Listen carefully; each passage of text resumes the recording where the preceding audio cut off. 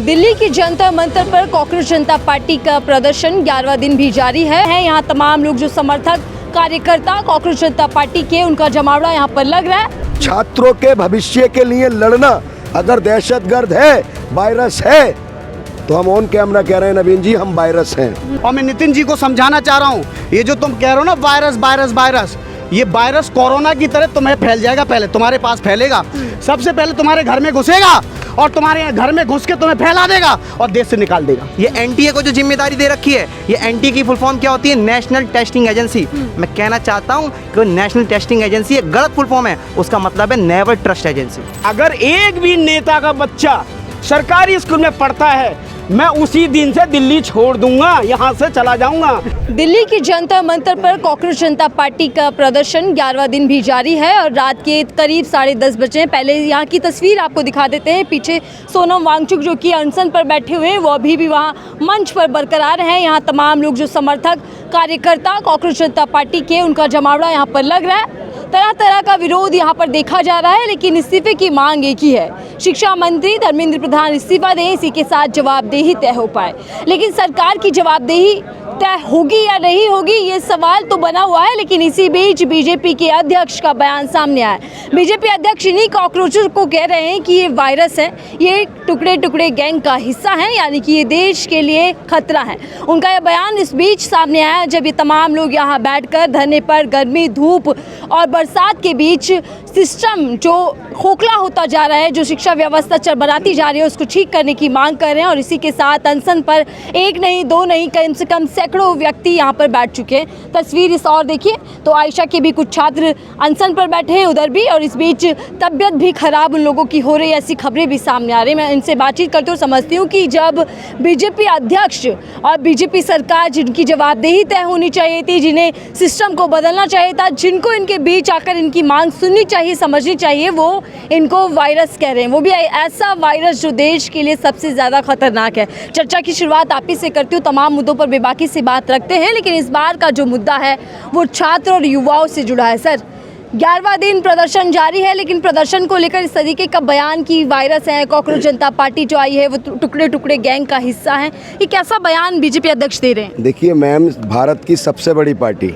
और दुनिया की सबसे बड़ी पार्टी भारतीय जनता पार्टी के जो राष्ट्रीय अध्यक्ष हैं नितिन नवीन जी, वो यहाँ जो प्रोटेस्ट कर रहे हैं, आप दिखाइए, यहाँ किसानों के भी बच्चे हैं, मजदूरों के भी बच्चे हैं, मिडिल क्लास के भी लोग हैं, तमाम पूरे देश के जो छात्रों के साथ अन्याय हुआ है, अगर उसको न्याय दिलाने के लिए अगर यहाँ पर प्रोटेस्ट किया जा रहा है, तो क्या ये लोग वायरस हैं?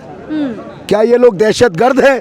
अगर बच्चों के, छात्रों के भविष्य के लिए लड़ना अगर दहशतगर्द है, वायरस है, तो हम ऑन कैमरा कह रहे हैं नवीन जी हम वायरस हैं। अगर किसानों के, नौजवानों के अधिकारों के लिए लड़ना दहशतगर्दी है, तो हम दहशतगर्द हैं। जिस तरीके से देश के, ये नितिन नवीन जी ने इस प्रोटेस्ट के बारे में नहीं कहा है, देखिए छात्रों के बारे में कहा है। और छात्र किसानों के बच्चे भी होते हैं, मजदूरों के बच्चे भी होते हैं, नेताओं के बच्चे भी होते हैं, तमाम देश के अधिकारियों के बच्चे भी छात्र होते हैं, और देश का हर घर में छात्र होते हैं। और हर घर के व्यक्ति को वायरस कहने का काम भारतीय जनता पार्टी के अध्यक्ष ने किया है, तो ये इतने अहंकार ना पालिए। ये जनता नहीं, नारा चला था हर हर मोदी, घर घर मोदी, अच्छे दिन आएंगे, मोदी जी आएंगे, सबने ठाना है मोदी जी को लाना है। ये देश की जनता ही जिसको वायरस बोल रहे हैं, इन्होंने ही भारतीय जनता पार्टी की सरकार बनाई थी। अब ये ना सोचे कि कुर्सी किसी के बाप की बपोती है, ये कुर्सी है तुम्हारा कोई जनाजा तो नहीं। जब कुछ कर नहीं सकते तो भाई उतर क्यों नहीं जाते? ये बताइए, नैतिकता के आधार पर अगर छात्र इस्तीफा मांग रहे हैं शिक्षा मंत्री का, तो इस्तीफा कौन देगा? कौन देगा? इस्तीफे की मांग कर रहे हैं, लेकिन नितिन जी कह रहे हैं कि बीजेपी के कार्यकर्ता देख लेंगे, निपट लेंगे आप लोगों से। देखिए मैम, बीजेपी के कार्यकर्ता गुंडागर्दी करने भी आए थे 3-4 दिन पहले, किस तरीके से यहाँ उन्होंने गुंडागर्दी की। देखिए ये प्रोटेस्ट चल रहा, बीजेपी का एक भी नेता या एक भी डेलीगेशन नहीं आता, या एक भी कोई उनका मैसेज नहीं आता कि आपकी क्या डिमांड है। यहाँ जो व्यक्ति बैठे हैं, पूरी दुनिया में देश का नाम रोशन करने वाले वांगचुक जी हैं।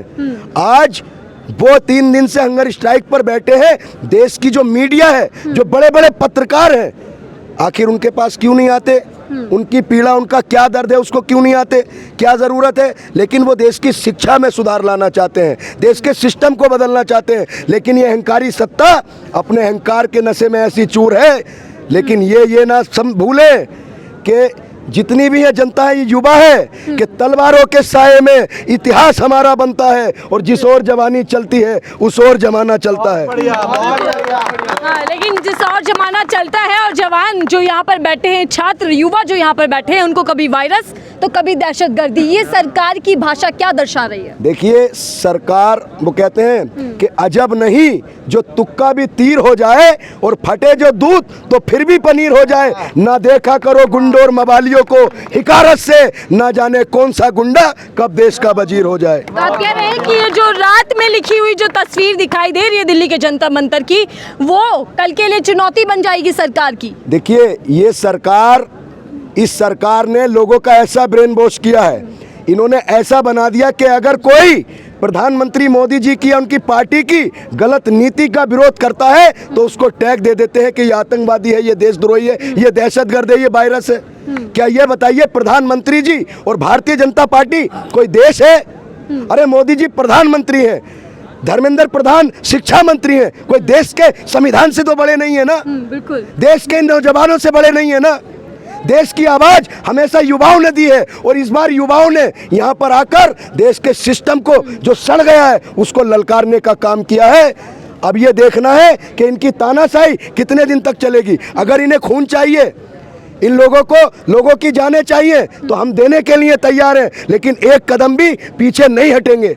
ये बताइए किस तरीके से यहाँ जो बच्चे हैं, जो पेपर लीक हुआ है, किसानों के बच्चे भी हैं, मजदूरों के बच्चे भी हैं। जो व्यक्ति पूरा दिन मेहनत मजदूरी करता है, अपना पसीना बहाता है, जो किसान खेतों में अपना खून पसीना बहाता है और उसकी मेहनत से पूरा देश अन्न खाता है। ये बड़े बड़े मंत्रियों के जो VIP बंगलों में खाना बनता है वो देश के किसानों के घर खेत से बनता है। उनकी आवाज़ सुनने के लिए इनके पास टाइम नहीं है। एक तरफ मोदी जी कहते हैं पूरा देश मेरा परिवार है, तो हम लोग क्या मोदी जी के परिवार में नहीं आते?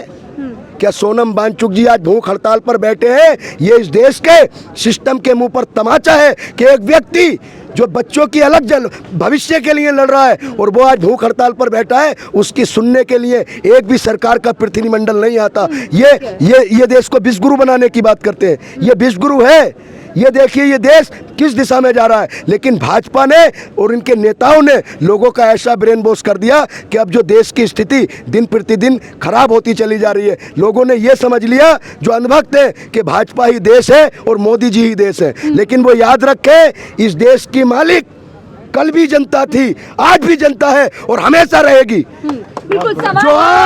जो आज साहिब मसनद है वो कल नहीं होंगे और किराएदार है, कोई जाति मकान थोड़ी है और सभी का खून शामिल है यहाँ की मिट्टी में। भारतीय जनता पार्टी वालों के बाप का हिंदुस्तान थोड़ी है। ज़मीनी हकीकत क्या है वही हम कोशिश कर रहे हैं कि बता पाएं। एक तरफ आप लोग भूख हड़ताल कर सिस्टम बदलने की बात कर रहे हैं, मांग कर रहे हैं इस्तीफे की, लेकिन दूसरी तरफ आप ही लोगों को वायरस कह रही है सरकार। जो अध्यक्ष हैं वो आप लोगों को टुकड़े टुकड़े गैंग का हिस्सा बोल रहे हैं। ये जो भाषा है, क्या ये सरकार का अहंकार दर्शा रही है? आप ये बताइए, बीजेपी का प्रोपेगेंडा ही है कि भाई जो आंदोलन करे उसे आतंकवादी बोल दो, उसे देशद्रोही बोल दो। अगर जो देश के हित में बात करे, क्योंकि देश के हित में व्यक्ति बात करेगा तो इनका नुकसान होगा और इनका नुकसान होगा तो भाई सरकार से ये कुर्सी से गिर जाएंगे। तो भाई कुर्सी से बचना भी तो है, तो बचने के लिए वो आतंकवादी मुद्दा लाएगी। वो गरीब जो है बेचारा वो तड़प रहा है पहले से पाकिस्तान, वो मुद्दा लेके आएगी। मतलब वो ऐसी मुद्दे लेके आती है, आप समझ रहे हो। वो कुर्सी पे चिपक गए, फेविकॉल लगा लिया मोदी जी ने, उसमें चिपक गए, उससे उठना नहीं चाह रहे हैं क्योंकि वो चिपक गए। आप समझ गए ना। तो ये हाल है देश के। और मैं नितिन जी के बारे में बताना चाहूँ, जो देश के राष्ट्रीय अध्यक्ष देश के नहीं हैं, मैं पूरी बात बीच में नहीं, देश के नहीं है, लोग देश के समझने लगे। मैं बता रहा हूँ वो बीजेपी के हैं। बीजेपी एक पार्टी है, देश नहीं है। लेकिन आज के जो अंधभक्त हैं, अंधभक्त जिन्हें कहते हैं, वो बीजेपी को देश समझ लिया है उन्होंने। आप ही बताइए, मैं बीजेपी का विरोध करूंगा तो क्या मैं देश का विरोध कर रहा हूँ? नहीं, मैं बीजेपी का विरोध कर रहा हूँ, एक पार्टी का विरोध कर रहा हूँ। और मैं पार्टी का विरोध करूंगा। और मैं नितिन जी को समझाना चाह रहा हूं, ये जो तुम कह रहे हो ना वायरस वायरस वायरस, ये वायरस कोरोना की तरह तुम्हें फैल जाएगा, पहले तुम्हारे पास फैलेगा, सबसे पहले तुम्हारे घर में घुसेगा और तुम्हारे घर में घुस के तुम्हें फैला देगा और देश से निकाल देगा। लेकिन 12 साल की उपलब्धियां सरकार गिनवा रही है। 12 साल की क्या उपलब्धियां हैं? 12 साल में क्या करा है भाई? बड़े बड़े एम्स हैं, बड़े बड़े जितने भी जो कॉलेजेस हैं, वो सब किसने दिया है?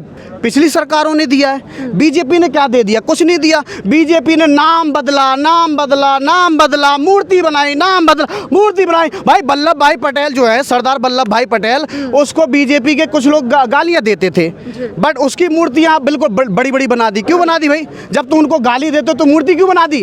वो आरएसएस के खिलाफ थे, उनकी मूर्ति बना दी। भाई एक बात बताइए, देश की विरोधी जो है वो ओरिजिनल बीजेपी है, नरेंद्र मोदी जी हैं। अमित शाह जो है वो गुंडा है, बहुत बड़ा टकला जो है गुजरात का।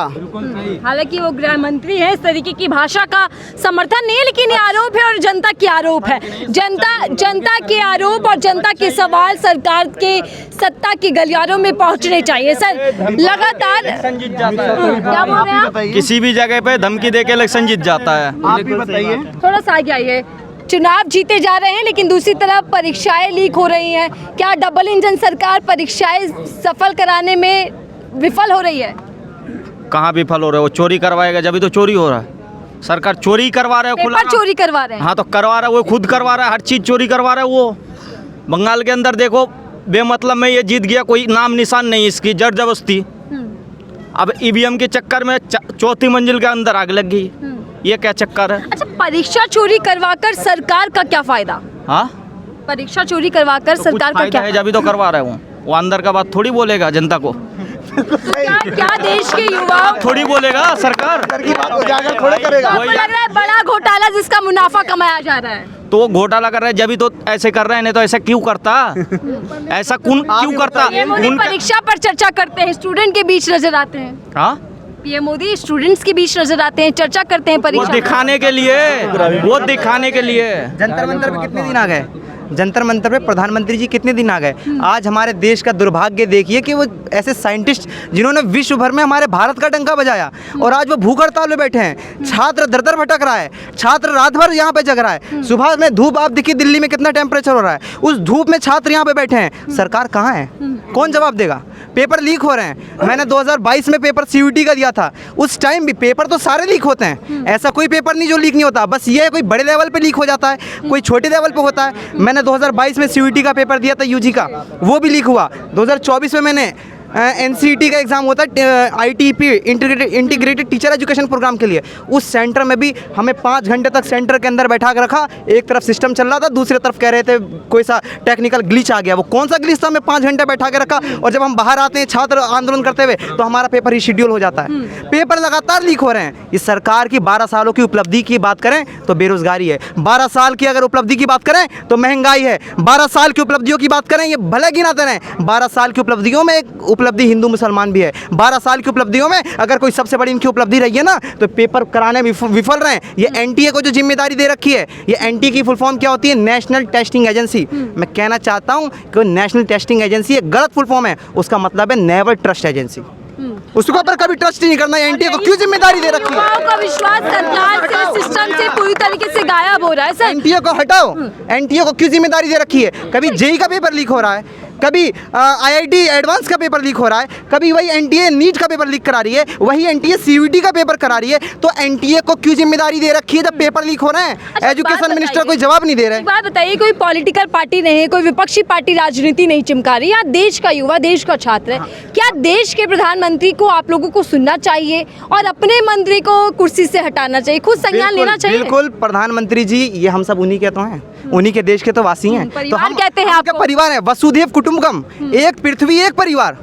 ये सिर्फ देश की बात नहीं आ गई, अब एक पृथ्वी एक संपूर्ण परिवार की बात आ गई। तो प्रधानमंत्री जी क्या अब मानवता के लिए भी तो आना चाहिए भाई। छात्र सड़कों पे बैठे हुए, जंतर मंतर पे बैठे हुए, भूख हड़ताल में बैठे हुए, ऐसे देश के साइंटिस्ट, दिग्गज साइंटिस्ट जिन्होंने विश्व में भारत का डंका बजा दिया, वो भूख हड़ताल में युवा तभी याद आता है जब देश में चुनाव होता है। बिल्कुल, युवाओं को तो दरी बिछवाने का काम कर रहे हैं। ये कह तो रहे हैं नितिन नवीन जी, हमारा कार्यकर्ता इनके लिए काफ़ी है। मतलब कार्यकर्ताओं को कुछ नहीं, बस लॉलीपॉप दे रखा है, कार्यकर्ताओं को गुंडा मवाली बना रखा है इन्होंने।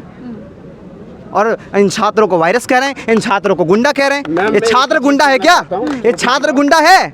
अगर मैं अपने हित के लिए बात कर रहा हूँ, मैं यहाँ पे आकर के सरकार से सवाल पूछ रहा हूँ कि भाई पेपर क्यों लीक हो रहा है? क्या मैं गुंडा बन गया? क्या मैं वायरस हो गया?